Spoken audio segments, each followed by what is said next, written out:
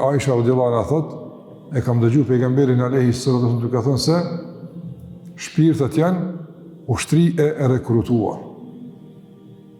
Fama ta'arafa minha talaf, ato që gjejnë bashkëshmëri, ngjashmëri, bashkohen. O ma tanakara minha ikhtalaf, e aty ku nuk ka bashkëshmëri, dahen. Çka nuk kupton këtë ditë domosdoshmë?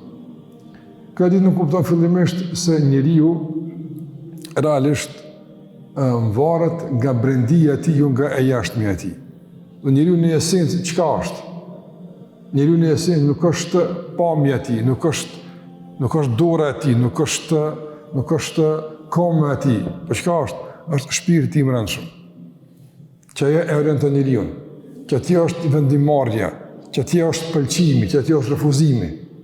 Mbas që sa njeri domon rreshtohet, vepron, angazhohet, mobilizohet.